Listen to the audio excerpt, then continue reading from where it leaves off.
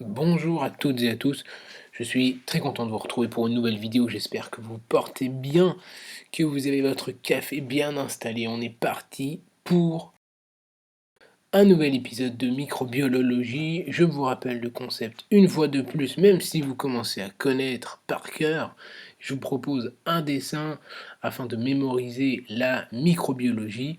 Et aujourd'hui, on va voir une bactérie extrêmement dangereuse.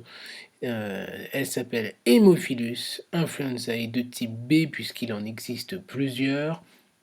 Les sérovars vont de A à F et en fait celle qui nous intéresse particulièrement c'est l'influenzae de type B puisqu'elle est responsable de pathologies. Nous allons le voir. Est-ce que vous vous souvenez merveilleusement de ces épisodes de ces films Harry Potter où dans un des films Hermione et Ginny, que vous pouvez voir dessinés ici, sont à la recherche d'un filtre d'amour puisque leurs baguettes magiques ne peuvent plus lancer des sorts efficaces contre les garçons. Donc commençons avec la bactérie. C'est une bactérie, un bacille gram négatif. Comme vous vous souvenez pour les anciennes vidéos, je colore donc les bacilles gram négatifs en violet, raison pour laquelle le tableau est en violet, il n'y a absolument pas de bleu, hormis peut-être les barrettes, mais nous allons voir à quoi cela correspond. Donc un bacille, Hermione tient dans sa main un flacon de ce fameux filtre d'influence pour Haemophilus influenzae qui est violet. Avec la fontaine qui, tant bien que mal dessinée, est en forme de fleur. Je vous le mets quand même en bas à droite, sait-on jamais. Et donc, c'est très efficace, nous allons le voir après, pour retenir ce poison, ce filtre d'influence, ce filtre d'amour. Et ce bacille nécessite, en tout cas pour sa croissance, deux facteurs, que sont le facteur 5 et le facteur 10. Oui, vous l'avez deviné, à quoi servent ces barrettes. Donc pour Hermione, elle a le facteur 5, puisqu'en fait ça lui permet de retenir sa natte. Et le facteur 5, c'est allons-y, hein, ça va être compliqué, c'est la nicotinamide adénine dinucléotide, on peut dire NAD. Donc le 5, c'est pour retenir la natte d'Hermione. Le 5, c'est le facteur NAD, qui est obligatoire pour la croissance d'Haemophilus influenzae type B. Il y en a un autre aussi, c'est donc le facteur 10. C'est Ginny qui a besoin d'Hermione, et le 10 c'est pour Émine. Donc sur la tête de Ginny, il y a le 10, c'est le facteur 10 qui est l'émine, puisque Ginny a besoin d'Hermione pour choisir le bon filtre. Vous l'aurez compris, ce bacille gram négatif a donc besoin de deux facteurs, le 5 et le 10 pour croître, qui se développe in vitro, qui n'est pas mobile. Vous constaterez que le liquide ici n'est pas mobile, il est dans le filtre, dans la petite fiole. Et c'est une bactérie qui pousse de manière correcte, que ce soit en milieu aéro ou anaérobie, donc anaérobie facultatif, raison pour laquelle Ginny porte un masque à gaz symbolisant l'anaérobie. Et Hermione n'a pas de masque, donc aérobie possible. La pathogénicité, très très importante à connaître, donc ça peut causer principalement des méningites, que ce soit chez l'enfant ou même chez l'adulte jeune, raison pour laquelle elles ont leurs cheveux, et ça tombe bien, roux ou orange. Orange, vous le savez, c'est la couleur que j'utilise pour symboliser la pathogénicité.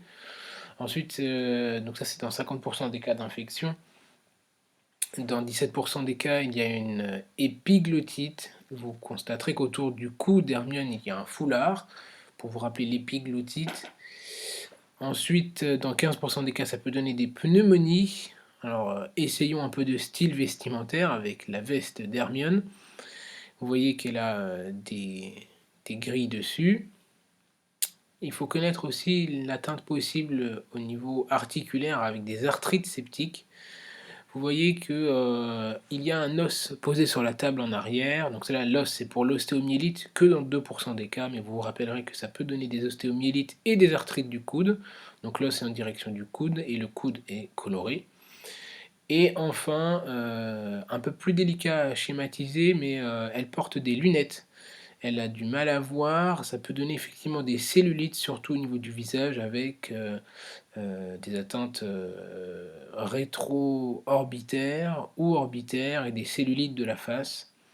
Donc important à connaître, surtout chez le jeune enfant. La contamination se fait par les gouttelettes et vous aurez remarqué qu'il y a des petites gouttelettes qui se vaporisent au-dessus de la fontaine du filtre d'influence. Et enfin les antibiotiques à connaître, extrêmement important, donc Haemophilus influenzae est sensible, possiblement sensible aux pénicillines, donc excusez-moi, à l'amoxicilline qui est une pénicilline. Effectivement, je l'ai mise en rose et comme vous l'avez schématisé, la baguette, elle tourne le dos, les deux filles, à la baguette, donc inefficacité de la baguette schématisée par un stylo pour pénicilline. Effectivement, sachez qu'il y a beaucoup de résistance avec production de bêta, par production de bêta-lactamase, symbolisée par la petite brique de lait, raison pour laquelle toute épiglottite ou toute infection par Haemophilus influenzae doit être traitée par des C3G, donc principalement ceftriaxone ou roséfine, raison pour laquelle la fontaine en forme de fleur de rose ou en forme de fleur est en vert pour l'efficacité du traitement.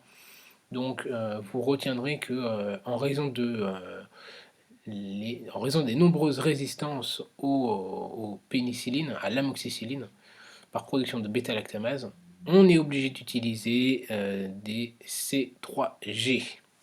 Voilà, voilà, il y avait juste une petite tête de mort pour vous mettre dans le décor et vous rappeler que ce sont des pathologies graves hein, pour la méningite à côté des têtes. Donc nous arrivons à la fin de la vidéo, j'espère qu'elle vous a plu. Si c'était le cas, ne manquez pas de cliquer sur le bouton s'abonner, de cliquer aussi sur la cloche des notifications pour ne pas rater les prochaines vidéos, de lâcher un pouce bleu de patients infectés par Haemophilus influenzae que vous aurez traité par roséfine. Évidemment, maintenant vous le savez, il ne me reste plus qu'à vous dire de prendre soin de vous et de vos patients.